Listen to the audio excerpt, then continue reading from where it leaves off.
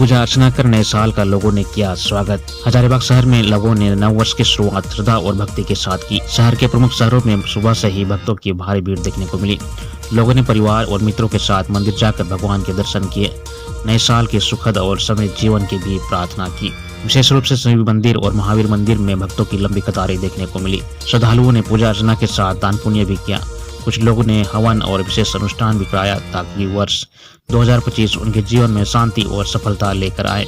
नव वर्ष का स्वागत करने के लिए लोगों ने मंदिरों में भजन कीर्तन का आयोजन किया। कुछ मंदिरों में धार्मिक प्रवचन और विशेष कार्यक्रम भी रखे गए। हजारीबाग के महावीर स्थान मंदिर में सुबह से ही लोगों की भीड़ देखी गई। लोगों ने पूजा पाठ कर अपनी दिनचर्या की शुरुआत की। उत्तर पश्चिम की पहाड़ी हवा ने बढ़ाई ठंड। रांची का तापमान 5 डिग्री सेल्सियस गिरा। झारखंड में साल का पहला दिन ठिठुरन बढ़ा रहा। कुहासे और सर्द हवा के साथ दिन की शुरुआत हुई। हालांकि मौसम विभाग का पूर्वानुमान है दिन चढ़ने के साथ सूरज भी निकलेगा, इससे तापमान में थोड़ा बदलाव आएगा। कुहासे के बीच आज राजधानी रांची का तापमान 9 डिग्री सेल्सियस पहुंचा। सोमवार से बुधवार तक रांची के तापमान में 5 से 6 डिग्री सेल्सियस तक गिर सकता है। मौसम विभाग का कहना है कि राज्य में वेस्टर्न डिस्टर्बेंस का असर खत्म हो गया है। इसी बीच उत्तर पश्चिम की ओर से आ रही पहाड़ी हवाओं ने राज्य में ठिठुरन बढ़ा दी है। हवाओं की रफ्तार भी तेज है। ऐसे में इस ठंडी हवा की वजह से न्यूनतम तापमान वर्तमान से और कम हो जाएगा। पहाड़ों पर हो रही बर्फबारी का असर झारखंड में भी देखने को मिलेगा। मौसम विभाग की रिपोर्ट के अनुसार साल के अंतिम दिन मंगलवार को रांची सहित राज्य के कई जिलों में न्यूनतम तापमान में 5 डिग्री सेल्सियस तक की गिरावट दर्ज की गई। न्यूनतम तापमान 10 डिग्री सेल्सियस नीचे पहुंच गया। मौसम विभाग के मुताबिक 1 जनवरी यानी आज पूरे दिन सर्द हवा सता सकती है। अगले 24 घंटे के दौरान न्यूनतम तापमान में 2 से 3 डिग्री की गिरावट आएगी। अगले 4 दिन मौसम का मिजाज ऐसा ही रहेगा। अधिकतर जिलों का न्यूनतम तापमान 10 डिग्री सेल्सियस से नीचे रहेगा। झारखंड में 44,000 से भी ज्यादा पदों पर होगी नियुक्तियां। झारखंड राज्य में वर्तमान में झारखंड लोक सेवा आयोग और झारखंड कर्मचारी चयन आयोग की ओर से आयोजित की जाने वाली विभिन्न प्रतियोगिता परीक्षाओं के जरिए साल 2025 में कुल मिलाकर लगभग 44,000 से भी ज्यादा पदों पर नियुक्तियां होंगी। जेपीएससी में नए अध्यक्ष नियुक्ति के सहित विभिन्न विभागों में 1600 से अधिक पदों पर नियुक्तियां की उम्मीद है। वहीं झारखंड पात्रता परीक्षा सहित 2404 असिस्टेंट प्रोफेसर की नियुक्ति प्रक्रिया भी शुरू होने की उम्मीद है। इधर जेएसएससी के माध्यम से करीब 40,000 नियुक्तियां की जानी है, जिनमें सबसे अधिक 26,000 शिक्षकों की नियुक्ति होनी है। नियुक्ति प्रक्रिया को तेजी से पूरा करने की दिशा में जेएसएससी प्रयासरत है। कई परीक्षाओं की प्रक्रिया अंतिम चरण में है, जबकि कई परीक्षाओं का रिजल्ट आना शुरू हो गया है। वहीं सहायक आचार्य व सामान्य स्नातक योग्यताधारी संयुक्त प्रतियोगिता परीक्षा 23 के रिजल्ट प्रकाशन पर न्यायालय से रोक है। हालांकि आयोग की ओर से इन प्रतियोगिता परीक्षा के अभ्यर्थियों के प्रमाण पत्रों की सत्यापन भी पूरा कर लिया गया है। अब सिर्फ रिजल्ट का प्रकाशन होना है। इस संबंध में जेएसएससी से मिली जानकारी के अनुसार राज्य सरकार के दिशा निर्देश के आलोक में चल रही प्रतियोगी परीक्षाओं की प्रक्रिया को जल्द पूरा किया जाना है। राष्ट्रपति द्रौपदी मुर्मू ने नव वर्ष की बधाई दी। राष्ट्रपति द्रौपदी मुर्मू ने नए साल की पूर्व संध्या पर मंगलवार को भारत और विदेश में रहने वाले सभी भारतीयों को शुभकामनाएं दी। वो सभी से हमारे समाज और राष्ट्र की एकता और उत्कृष्टता के मार्ग पर आगे ले जाने का आग्रह किया। उन्होंने एक संदेश में कहा कि नए साल का आगमन नई उम्मीदों, नए सपनों और आकांक्षाओं की शुरुआत का प्रतीक है। यह अवसर हमारी इच्छाओं को पूरा करने के लिए नए जोश के साथ आगे बढ़ने का अवसर प्रदान करता है। कल्याण मंत्री चमरा लिंडा ने पदाधिकारियों को दिया निर्देश। 3 दिन में नहीं बटी छात्रवृत्ति तो रुकेगा वेतन।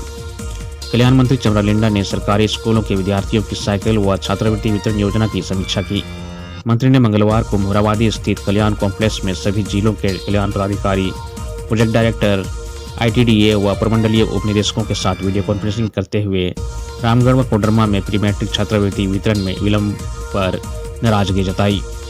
अधिकारियों को 3 दिनों के अंदर छात्रवृत्ति राशि का वितरण सुनिश्चित करने का निर्देश दिया।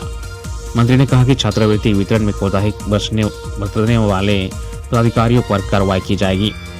उन्होंने 3 दिनों के अंदर कोडरमा व रामगढ़ में छात्रवृत्ति राशि वितरित नहीं होने पर संबंधित पदाधिकारियों का जनवरी 2025 का वेतन रोकने का निर्देश दिया।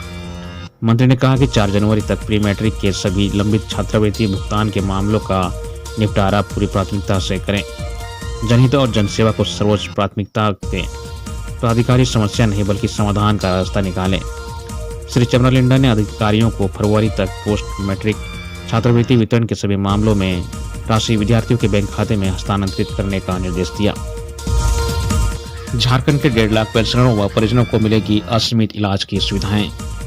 झारखंड सरकार के 1.5 लाख पेंशनरों और उनके परिजनों को नए साल में तय प्रीमियम पर इलाज की असीमित सुविधा मिलेगी।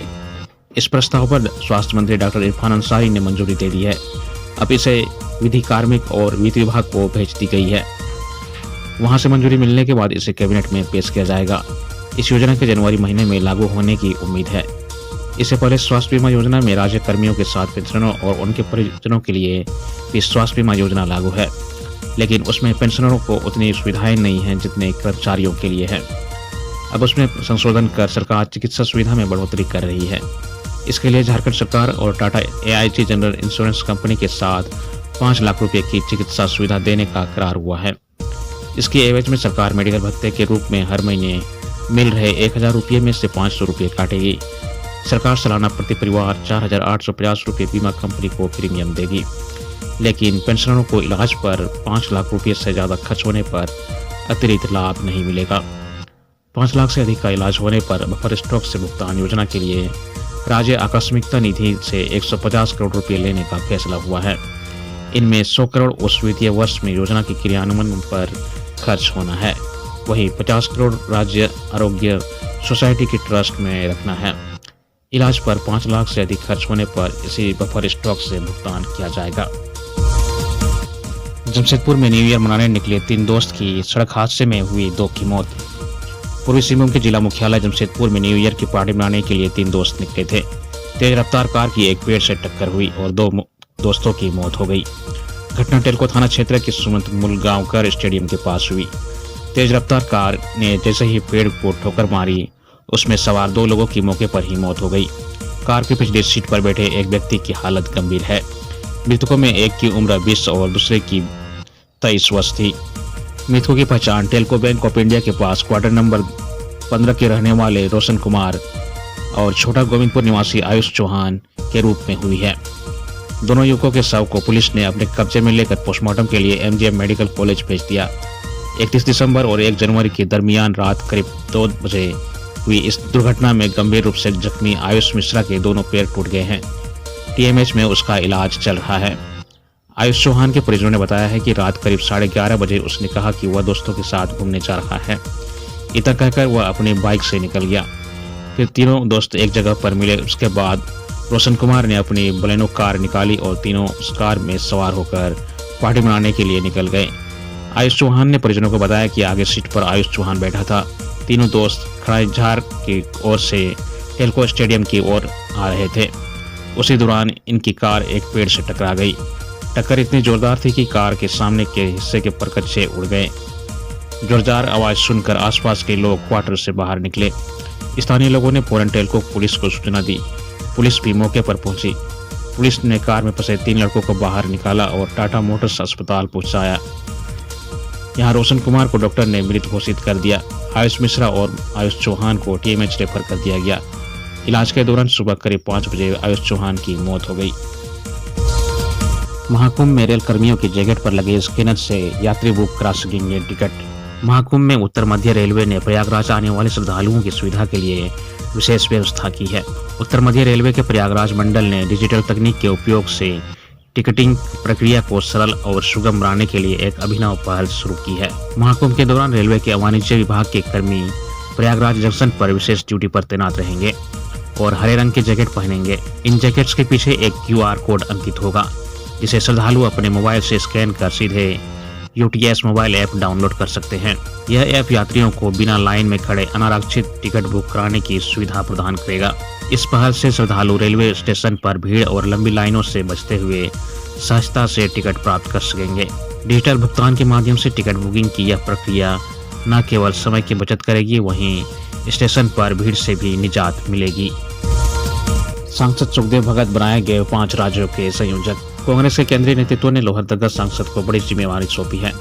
पार्टी ने सांसद सुखदेव भगत को झारखंड, छत्तीसगढ़, बिहार और उड़ीसा और पश्चिम बंगाल का कांग्रेस संसदीय दल की राज्य कमेटी का संयोजक बनाया है।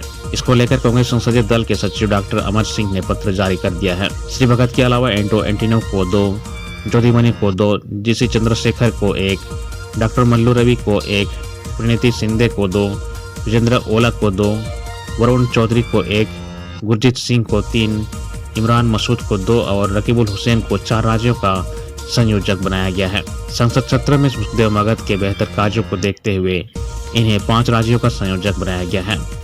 सांसद सुखदेव भगत 5 राज्यों के सांसदों के साथ समन्वय स्थापित कर इन राज्यों में सांसदों के माध्यम से संगठन को मजबूती देने व कांग्रेस संसदीय दल के कार्यों को बेहतर ढंग से चलाने का काम करेंगे। रांची में 12 जनवरी से महिला हॉकी इंडिया लीग होगा शुरू। मोरहाबादी के Jaipal Singh Munda astroturf hockey stadium में 12 जनवरी से महिला हॉकी इंडिया लीग की शुरुआत होगी। इसके लिए 5 जनवरी से महिला टीमें रांची पहुंचने लगेगी। लीग में महिलाओं की 4 टीमों के बीच मुकाबले होंगे। इन 4 टीमों में Delhi SC pipers, Odisha warriors, Bengal tigers और सुरमा हॉकी क्लब शामिल है। इनमें झारखंड की 6 महिला खिलाड़ी शामिल हैं। सुरमा हॉकी क्लब की ओर से सलीमा टेटे और निकी प्रधान, दिल्ली एससी पाइपर्स से संगीता कुमारी और दीपिका सोरेन, जबकि बंगाल टाइगर्स से ब्यूटी डुंगडुंग और बिनिमा धान खेलेंगी। महिला एचआईएल का फाइनल 26 जनवरी को खेला जाएगा। लीग में सभी टीमें एक दूसरे से भिड़ेंगी और अंक तालिका में शीर्ष पर रहने वाली 2 टीमों के बीच फाइनल खेला जाएगा। फाइनल को छोड़कर सभी मुकाबले शाम 6 बजे से खेले जाएंगे। फाइनल मुकाबला रात 8:15 बजे से खेला जाएगा। इस लीग का उद्घाटन विधायक कल्पना सोरेन करेंगी। उद्घाटन समारोह में बॉलीवुड की स्टार सारा अली खान और सिंगर किंग के भी शामिल होने की संभावना है। मुंडारी भाषा को हिंदी व अंग्रेजी में ट्रांसलेट करेगा आदिवानी टूल। डॉक्टर रामदयाल मुंडा जनजातीय शोध संस्थान मोरहाबादी मुंडारी भाषा के अनुवाद के लिए आर्टिफिशियल इंटेलिजेंस टूल पर काम कर रहा है। इस टूल को आदिवानी टूल का नाम दिया गया है। इस टूल के जरिए मुंडारी भाषा का अनुवाद हिंदी व अंग्रेजी का अनुवाद मुंडारी भाषा में हो सकेगा। ये जनजातीय कार्य मंत्रालय का एक पायलट प्रोजेक्ट है, जिसकी जिम्मेदारी जनजातीय शोध संस्थान को सौंपी गई है। संस्थान देश के कुछ उत्कृष्ट तकनीक संस्थानों के साथ मिलकर इसे विकसित कर रहा है।